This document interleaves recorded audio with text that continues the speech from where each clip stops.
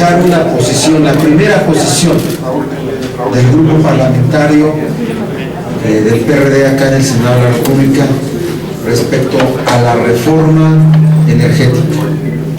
Es un tema que va a arrancar en su discusión, en su debate, con nuevos ingredientes que los que se dieron cuando la reforma constitucional.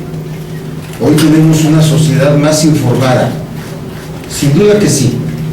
Tenemos a expertos, a conocedores del tema, que han analizado los alcances de esta excesiva reforma constitucional que se aplicó, que se impuso, y hoy vemos a un escenario social que va a provocar hechos diferentes. No estoy hablando de rebeliones, no estoy hablando de inestabilidades, nunca las alentaremos, nunca haremos apología de ellas, pero sí vemos a una sociedad y a un pueblo que ha despertado. El pueblo de México despertó frente a los alcances de una reforma energética. Cuando las promesas de la gasolina barata, del gas barato, de todos los elementos que prometieron alrededor de crear una opinión pública favorable fácil, están desmentidos, son insostenibles. ¿Cuáles los efectos a la economía nacional por una inversión privada abundante? Pero han comenzado a desglosarse cuáles van a ser esos elementos de esa inversión. Una inversión depredadora de nuestro territorio, de nuestras riquezas, de todo lo que implica un asunto en el que México no conoce. Nunca hemos tratado, por lo menos los que vivimos después de la expropiación de 38, nunca hemos convivido con ese tipo de empresas depredadoras, más poderosas económicamente que naciones inclusive. Entonces, es un hecho que está relevado. Los ingredientes que se han introducido a través de estos desplegados interesantísimos de un mexicano cineasta de conocimiento mundial, Alfonso Cuarón, que pone el dedo en la llaga, y que tiene un sentido, que la sociedad conozca. Creo que es el fondo de lo que se está planteando en esa participación muy destacada de este mexicano. Debo decirles que el PRD, su grupo parlamentario, va a participar en la discusión, va a formar un plan de trabajo a desarrollar como grupo parlamentario para dos temas que se van a deshogar. Tres son materia del extraordinario, pero uno ya está encauzado, el de reforma política, y otros dos se van a tener que construir, se van a tener que ordenar. Adelante, senador. Se van a tener que ordenar. Y hoy, así como al arranque del periodo ordinario pasado, en febrero, un mes antes, el 7 de enero, cuando salimos a la opinión pública como grupo parlamentario después del desastroso periodo anterior, calificamos a nuestra estrategia como moverse a la izquierda. Así hablamos de lo que haríamos, moverse a la izquierda. Y dijimos que moverse a la izquierda no era salirnos de la discusión, del debate, sino sería acercarnos a los movimientos sociales, a las causas sociales, hacer nuestras esas posiciones y desde luego hacer un trabajo que provocara una identificación política. Siempre lo hemos hecho en el grupo parlamentario, estamos muy satisfechos por eso. Y ahora, ante, diría yo, los resultados o los productos o la forma como terminó este proceso, este periodo legislativo, afectado por factores que no son solamente los parlamentarios, como es la llegada de iniciativas tarde y mal en materia de telecom y en materia energética. Adelante, Luis. Sí. Los condicionamientos de un grupo parlamentario, el PAN en concreto, hacia el gobierno federal para sacar las reformas energéticas, La gente necesita productos, necesita ver que se promueven acuerdos, no que se toman posiciones entreguistas, que se promueven acuerdos. Y la primera condición para promover acuerdos es hacer propuestas, y es lo que vamos a hacer. Entonces vamos nosotros a calificar nuestra estrategia para estos 2 meses de trabajo legislativo en receso de verano, pero en periodos extraordinarios de este segundo año de ejercicio, como desde la izquierda, acuerdos para la nación. Ese es el nombre, esa es la calificación de lo que vamos por lo que vamos a transitar en los periodos extraordinarios por venir. Repito, por si les gustó, desde la izquierda, acuerdos para la nación. Es lo que vamos nosotros a realizar. Repito, la sociedad, la gente está ávida de que se vea que en el legislativo está la construcción de acuerdos, y la primera condición es que se hagan propuestas. ¿Qué acuerdos? Los acuerdos que la nación beneficie, no los acuerdos que beneficien a sectores interesados, privatizadores, monopolios. Acuerdos para la nación. Desde la izquierda, acuerdos para la nación. El gobierno federal, a través del secretario de Hacienda y de Crédito Público y de Energía, el pasado 30 de abril presentó la iniciativa de leyes secundarias, por cierto, presentadas muy tardíamente, en el último día que teníamos de este periodo parlamentario. Nosotros tenemos una serie de puntos que queremos destacar. Para el PRD es importante que sean las y los mexicanos quienes decidan el destino de nuestros valiosos recursos naturales. Por eso apoyamos todas las propuestas de debate ciudadano, público y plural, que proporcionen información veraz, oportuna, objetiva, sin manipulación, sobre las implicaciones de la reforma constitucional aprobada por el PRI y el PAN en diciembre del 2013, y su legislación secundaria, por supuesto. Llevaremos a cabo una campaña informativa donde estaremos convocando a la sociedad civil, a trabajadores, estudiantes, académicos, intelectuales, artistas, mujeres y hombres, organizaciones distintas, en fin, para defender el patrimonio nacional. Defenderemos la dignidad del Senado para analizar y discutir la legislación secundaria en materia energética sin presiones del Ejecutivo Federal, ni por grupos económicos ni políticos. Hay varios puntos en esta ley secundaria, en esta primera revisión que se está dando a conocer el día de hoy, y en primera instancia confirmamos un debilitamiento de Pemex y de la Comisión Federal de Electricidad.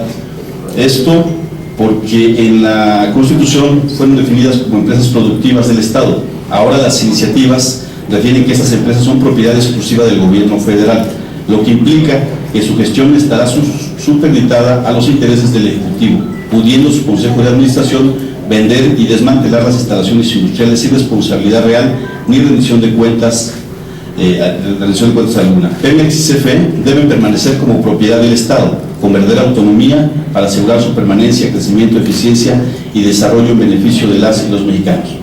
Referente a las tarifas eléctricas, aquí vemos un riesgo que se esté condicionando a la explotación del gas shale con la denominada práctica fracking, que como ustedes saben, en el estado de Texas ya hubo un primer caso donde una familia, la familia Par, está siendo indemnizada ya por un tribunal con alrededor de 2.9 millones de dólares porque sufrieron afectaciones en su salud, en su patrimonio, afectaciones psicológicas, en los animales que ellos tenían también ahí en su rancho, y ya hubo una primera empresa denominada Aruba Petroleum.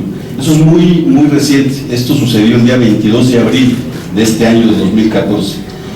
Se condenó a esta empresa a que puedan indemnizar a esa familia por 2.9 millones de dólares. Esto confirma lo que hemos venido señalando acerca de esta práctica del fracking como una situación que daña a las familias, que daña a las personas y que daña al medio ambiente. Una práctica donde se le inyecta una cantidad enorme de agua con químicos distintos, con arena, para poder extraer el gas al momento de fracturar la piedra. En ese sentido, imagínense ustedes, para un solo pozo se requiere alrededor de 30,000 millones de litros de agua, lo cual significaría sin duda una situación muy delicada para el tema del medio ambiente. Por otra parte, también en el caso de los órganos reguladores, creemos nosotros que con esta iniciativa se estaría comprometiendo la autonomía técnica y de gestión que se le otorgó en la reforma constitucional a los comisionados, pues sus presidentes no serán nombrados por el Senado. Si ustedes recuerdan, en la pasada sesión de la Comisión de Energía, de manera muy clara, confirmaba ya un legislador del PAN, el legislador Francisco Domínguez, acerca del cambio que habían planteado con el PRI, que ellos estarían cediendo el tema de la reforma política a cambio del PAN apoyar la reforma energética, cosa que confirma lo que ya habíamos venido señalando en el grupo parlamentario desde un inicio. Y esto ha quedado demostrado, ha quedado muy claro, en virtud de que el comisionado que se nombró con el voto en contra, por cierto, de los compañeros del partido, viola tanto el reglamento del Senado como la propia ley de hidrocarburos vigente, en su artículo 5 y en su artículo 6, donde señala que este comisionado, que tendrá una importancia súper, vamos, al nivel del director de Pemex o tal vez mayor, porque se encargará de las licitaciones, de las concesiones, de los concursos, de las asignaciones, etcétera, etcétera. Nosotros señalamos siempre que se requería, como lo establece la ley, de un ingeniero, de un geólogo, de alguien especialista en la materia, y no un economista, como es el caso de la persona que se ha nombrado, insisto, violando la ley.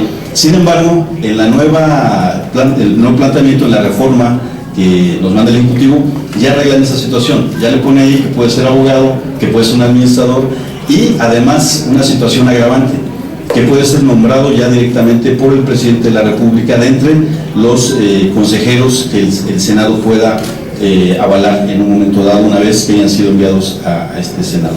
Entonces eso confirma pues que traen un arreglo en el intercambio de aprueban una ley por aprobarte yo tus iniciativas también que te interesan. Y en ese caso, pues evita evidentemente que puedan tener autonomía en decisiones tan importantes que se estarán llevando a cabo ya muy próximamente. Por otra parte, en el régimen fiscal también no vemos de fondo un cambio en la alta carga que tiene Pemex. Ustedes saben, prácticamente 72% son simplemente en el tema de los derechos, prácticamente 30% de los ingresos de la Federación provienen del petróleo. Entonces no se le está dando la autonomía financiera y de gestión que nosotros hemos venido planteando para que tenga un adecuado desarrollo esta importante empresa que debiera de ser todos los mexicanos. Se deja la discrecionalidad de la Secretaría de Energía determinar los porcentajes también en los que se distribuirá el fondo de la renta petrolera. Es decir, casos como Noruega, que es el fondo petrolero más exitoso en el mundo, o incluso Azerbaiyán, una economía que está surgiendo a partir de un buen manejo del petróleo también. En el caso de México, nuevamente primero se van a atender los deseos, en este caso de la Secretaría de Hacienda, se va a aplicar seguramente en todo lo que requerirá para poder nivelar su gasto, y posterior a eso ya ellos también estarán definiendo hacia dónde se irá el recurso, cosa que estamos también por supuesto en contra.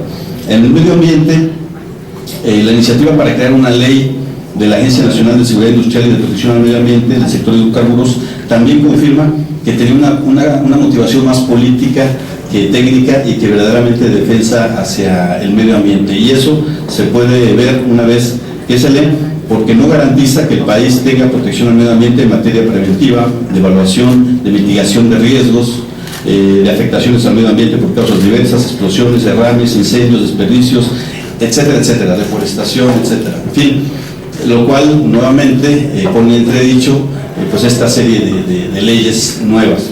De estas que han sido enviadas al Senado, se crearon 9 leyes nuevas, 7 se estarán analizando aquí, 2 se estarán mandando a la Cámara de Diputados, y una es justamente esta que tiene que ver con el medio ambiente. Otro punto muy importante a señalar es el tema de la transparencia y combate a la corrupción. Es claro que el combate a la corrupción es uno de los temas prioritarios también de esta iniciativa, en especial lo relativo al cambio de naturaleza de Pemex y de la Comisión Federal de Electricidad en empresas productivas del Estado.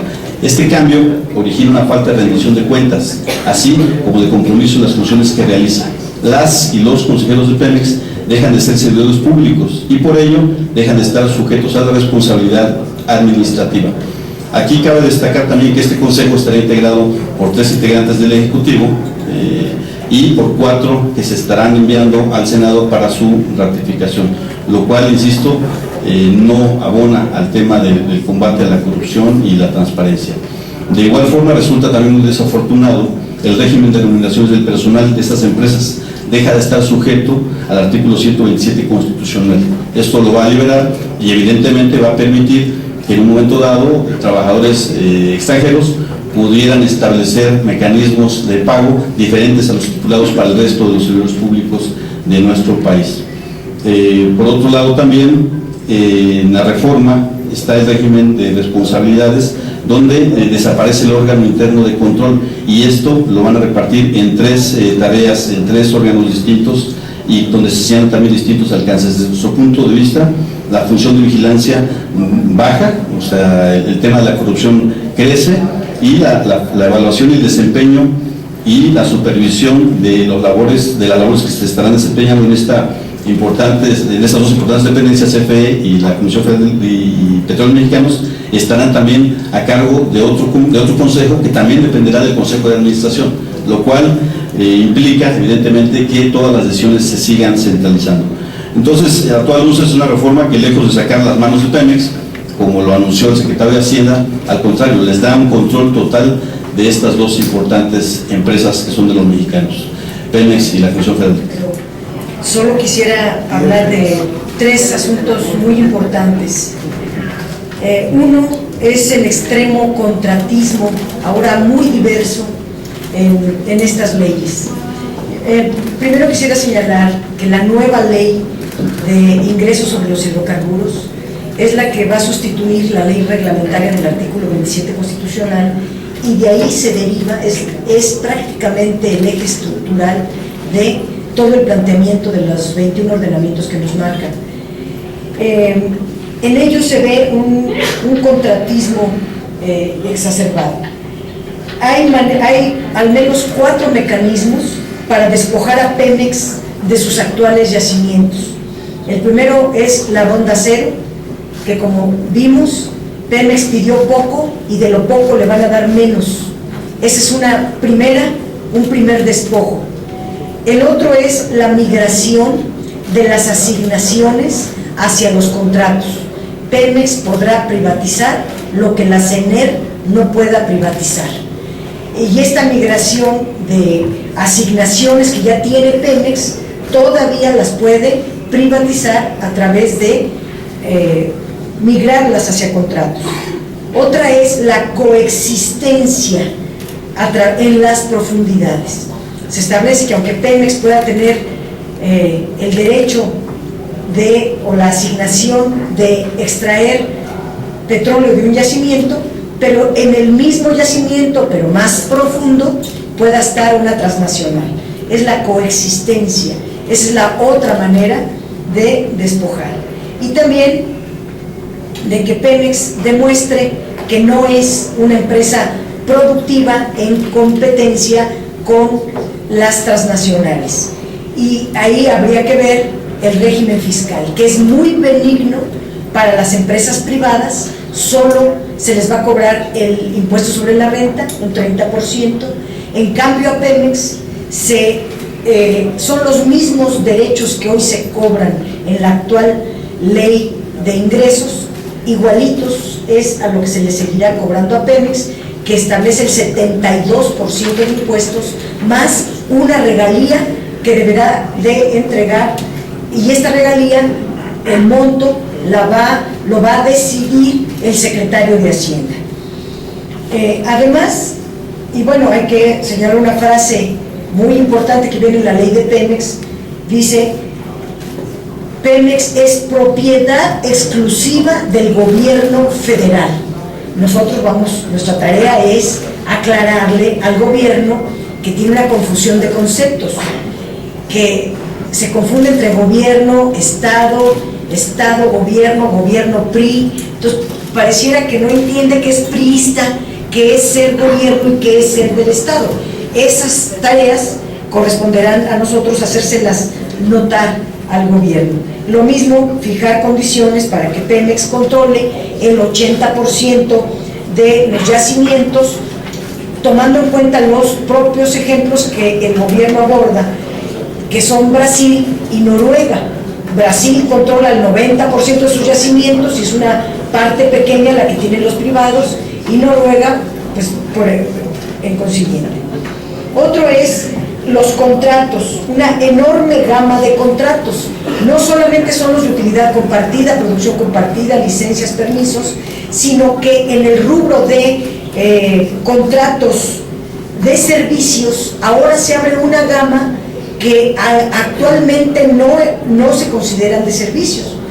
Entendemos que son contratos de servicios, pues pintar los inmuebles, darle mantenimiento a los equipos, algunas cosas por el estilo, surtir de papelería, esas cosas hasta ahora las hemos considerado como contratos de servicios, pero la nueva ley ya no. Van a ser contratos de servicios los trabajos de reconocimiento y exploración superficial para determinar el potencial de hidrocarburos del subsuelo. Va a ser contratos de servicios la información fundamental para decidir las inversiones en exploración y por ende extracción de hidrocarburos. Esta información, esto es muy grave porque aunque la ley dice que la información va a ser confidencial y propiedad de la nación, al dársele la tarea a los particulares, pues va a ser del dominio público. Esta información privilegiada de alto valor va a estar en manos privadas, por lo tanto dejará de ser de la nación, o sea, se contradice la ley. Pero hay que subrayar que estas tareas las hizo por 76 años Pemex, sin un gasto adicional. Estas eran tareas clásicas de Pemex. Habrá empresas privadas comercializadoras de los hidrocarburos. Estas comercializadoras son importantísimas en la ley porque reciben la totalidad de los hidrocarburos y ellas van a comercializar y se apropiarán, por supuesto, de una porción de la renta petrolera. Se abren también jugosos negocios para las calificadoras de reservas, de supervisión de contratos, de auditoría financiera, entre muchas más. Estas tareas son las que les van a dar a los empresarios mexicanos. En la ley quedan reservadas estas actividades para empresas mexicanas, nacionales y con trabajadores mexicanos. Ahí hay que ver que ellos no contraten insumos, personal extranjero. Pero aún con todo esto, los mexicanos con estas tareas no estarán en competencia con las transnacionales a las que se les da la pulpa del negocio. Y hablando de las tarifas, aparecen en la ley varias cosas que hacen imposible bajar las tarifas ni de los petrolíferos ni tampoco de las tarifas eléctricas. Por ejemplo, todas las actividades industriales de transformación de hidrocarburos quedan privatizadas y los privados actúan sobre la lógica de la máxima ganancia. Por lo tanto, ese hecho tan solo ya excluye la posibilidad de que puedan bajar las tarifas. Pero Pemex se queda temporalmente con la reconfiguración de las plantas petroquímicas y de la refinación. Las van a reconfigurar, las van a modernizar, las van a actualizar, las van a hacer productivas a su máxima capacidad para luego entregarlas a la iniciativa privada. Aquí hay que subrayar el último informe trimestral que está llegando del gobierno federal, donde establece que Pemex en estos 3 primeros meses del año aumentó su presupuesto en 60%. Y están como metiéndole recursos a Pemex que antes le negaron para poderlo entregar a la iniciativa privada. Pero decía yo, van a aumentar la capacidad es decir, puede aumentar la oferta nacional de petrolíferos, pero si lo dan a los privados va a ser muy difícil que se puedan bajar las tarifas. Es decir, si se aumenta la oferta de petrolíferos, podría bajar. Al aumentar la oferta puede bajar el precio. Sin embargo, el precio, si se da a los privados, no bajaría. Además, se establecen las alianzas estratégicas y que las transnacionales cuentan además con su capacidad suficiente de producción y por lo tanto no van a querer comprar tal vez lo que Pemex les está ofreciendo, que son las plantas de refinación. Quisiera terminar diciendo, en el caso de las tarifas, se establece en la ley que por todo el 2014, pero hasta el 2019, habrá gasolinazos mensuales. Es decir, durante todo el sexenio no podrán bajar los precios de los energéticos, los gasolinazos van a ocurrir cada mes, como están ocurriendo desde 1996, y en 2020 los precios se van a liberar, es decir, quedan a libre mercado, y si están a libre mercado, pues menos van a bajar. Es decir, ha sido un total engaño, una terrible mentira del gobierno decir que en 2 años o que en el mediano plazo, como le contestó a Cuarón. Eso es completamente falso y lo está escribiendo el propio gobierno en sus leyes. Lo mismo está diciendo la única manera en que puedan bajar los precios es aumentando la oferta con las refinerías actuales, produciendo a su máxima capacidad, pero además creando la refinería de Tula y otras más. Pero hay que decirlo, ustedes lo vieron, en el plan de negocios, en el plan de infraestructura que dio a conocer Enrique Peña Nieto apenas la semana pasada, no aparece la refinería de Tula y por lo tanto no tiene presupuesto. Aunque esa refinería sí aparece en el plan de negocios de Pemex, no aparece en el plan de financiamiento de infraestructura del gobierno y por lo tanto es casi seguro que no se haga. Entonces, ¿cómo quieren bajar los precios de la gasolina, del gas, si no se crea refinerías donde nosotros, México, pueda crearlas? Termino diciendo que en materia de energía eléctrica tampoco, porque toda esta ley de la CFE, todos los costos de generación dependen de los precios de los hidrocarburos. Si los precios de los hidrocarburos están subiendo, no puede bajar, porque el costo sería alto, por lo tanto no puede bajar las tarifas eléctricas. Y para mejorar la eficiencia de las plantas generadoras se requieren enormes inversiones, y las inversiones siempre se reflejan en el precio del producto, en este caso de la energía eléctrica. Y si además se va a privatizar, como lo establece la ley, el 100% de la generación eléctrica, pues va a prevalecer la lógica de la máxima ganancia, lo cual hace imposible reducir los precios de la energía eléctrica. Comentar sobre el tema del debate que se ha generado a partir de las 10 preguntas que planteó el director de cine Alfonso Cuarón y la 11ª pregunta que hizo ayer sobre el debate público. Nosotros en la bancada del PRD en el Senado planteamos una postura muy simple y muy clara. Cuarón tiene razón, y tiene razón en términos de decir que la calidad de la democracia depende de los niveles, del nivel del debate público, y ese nivel depende de la difusión justamente de esos debates. Solo quisiera recordar muy brevemente qué ocurrió durante la discusión y aprobación de las reformas a la Constitución en materia energética en noviembre y en diciembre, sobre todo de 2013. No hubo debate, y ustedes que cubren la fuente del Senado fueron testigos de eso. El cálculo político del PRI y de sus aliados, el PAN y el Partido Verde, fue simplemente ganar la votación, rehuyendo al debate sin explicar a los ciudadanos cuáles eran sus argumentos, sus métodos, sus cálculos y los procesos que implica la reforma energética. Hay que recordar que la discusión de las reformas de la Constitución duró solamente 5 días, del 7 al 11 de diciembre, y en ese plazo hubo 242 intervenciones en tribuna, 120 en la Cámara de Senadores y 122 en la Cámara de Diputados.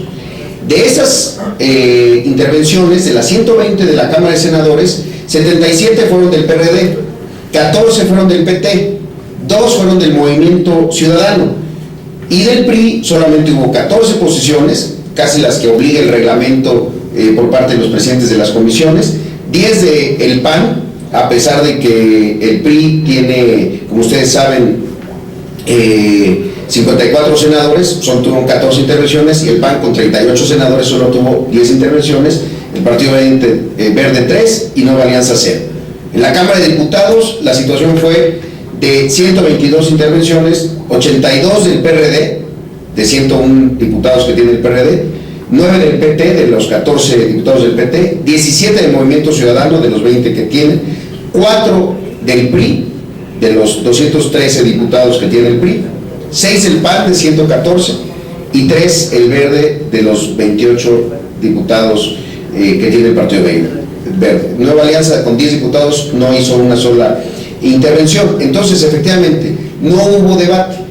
Recordemos que el PRD aquí en el Senado solicitó a la Secretaría de Gobernación de manera formal que ejecutara una cadena nacional para que se transmitiera esta sesión y este debate en la radio y la televisión de nuestro país. La solicitud fue negada 5 horas después de que se hizo, considerando que era desproporcionada.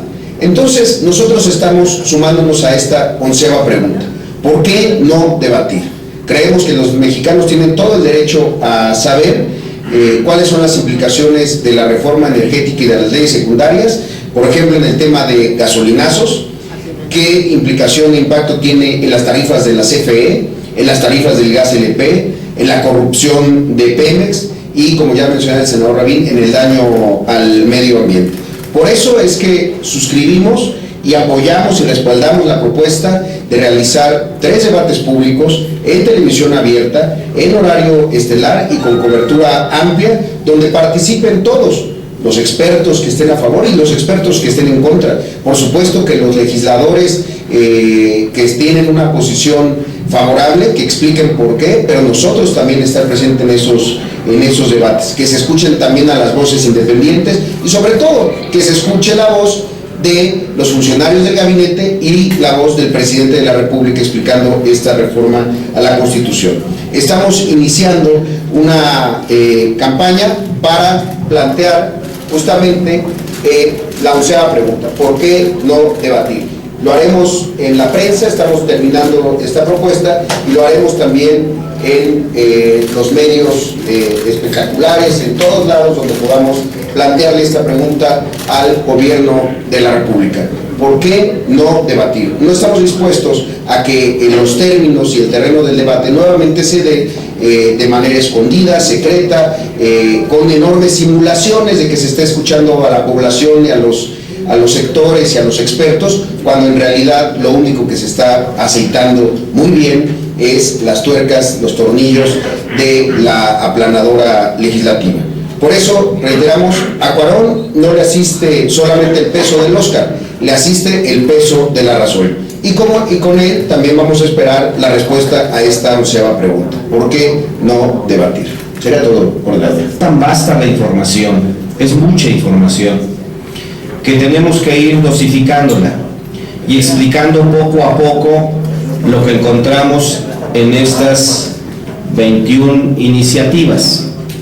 Hoy solamente me voy a referir, para empezar a desglosar, a la ley de hidrocarburos en un momento, y luego a la ley de ingresos también sobre hidrocarburos. Miren ustedes, el párrafo es vital conocer lo que dice el 27 constitucional a cómo quedó después de la reforma, en sus párrafos 4º y 7º. Y permítanme recordarles, el párrafo 4º dice lo siguiente: corresponde a la nación el dominio directo, subrayo, el dominio directo de todos los recursos naturales, el petróleo y todos los carburos de hidrógeno sólido, líquidos o gaseosos. Eso dice el 4º.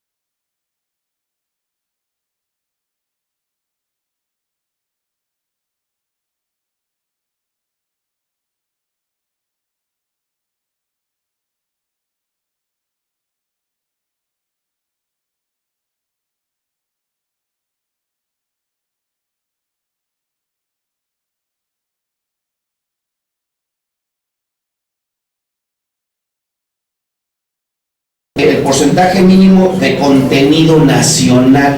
Recuerdan que esa fue una cuestión que metió el PAN también ahí al final para tratar de paliar un poco esto. Hablaban del contenido nacional y es algo que han estado presumiendo fuertemente. Bueno, pues nada más quiero decirles que hay un tratado de libre comercio que está vigente, que abrió el mercado energético en México, lo que tenía reservado, pero con esta modificación constitucional lo abre.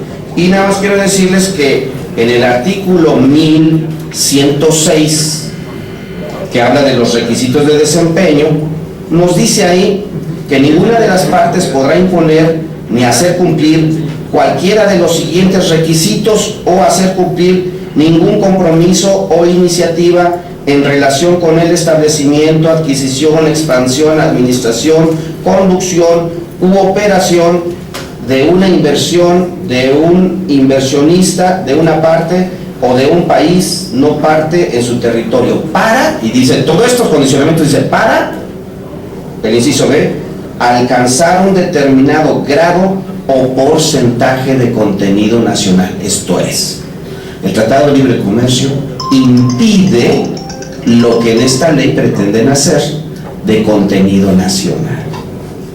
Vean, bueno, son cuestiones de fondo que vamos a ir exhibiendo, pero también está el tema de la prohibición de que dice el párrafo séptimo del artículo 27, que la prohibición de otorgar concesiones. Las concesiones son modelos, ¿sí? Ya muy conocidos. Las licencias también son modelos, también de contratos muy conocidos. Lo que optaron aquí en México fue, pues, por las licencias, que en esencia, y se ha discutido ya en el arbitraje internacional, son concesiones. Luego entonces, lo que pretenden con esta ley, la ley de ingresos sobre hidrocarburos, que por cierto tienen un régimen en efecto muy laxo y discrecional a favor de la Secretaría de Hacienda para conformar estas licencias, pues contraviene justamente la Constitución cuando habla de que no se podrán otorgar concesiones. Y este es un tema de fondo, porque aquí vamos a ir a la Suprema Corte de Justicia y vamos a recurrir a organismos internacionales para echar abajo sus licencias o sus concesiones disfrazadas. Y esto es una cuestión de fondo. Quedó en la Constitución esta prohibición y vamos a ir a hacer todo para que se acate. Entonces, pues hay un aviso a los inversionistas extranjeros: están en riesgo, estarán en riesgo sus inversiones, y más les vale que conozcan bien el contenido de la legislación. Gracias. Yo te diría que si la postura con la que empezó nuestro compañero Barbosa, que desde la izquierda vamos a buscar acuerdos, ahora ustedes entiendan por qué la derecha de este país ha estado buscando acuerdos en beneficio de sus intereses y no de la nación. Esa es la diferencia del PRD. Frente a lo que han explicado los compañeros, yo traduzco que Pemex le van a aplicar la política del entenado y están siendo rigurosos en el régimen fiscal con Pemex y generosos y benevolentes con los privados en la pretensión que tienen en estas leyes. Por eso tenemos que agudizar la discusión, el análisis y ventilar estos asuntos de manera pública para evitar que se conviertan en la madrastra estos señores que quieren afectar la República y los intereses de los mexicanos.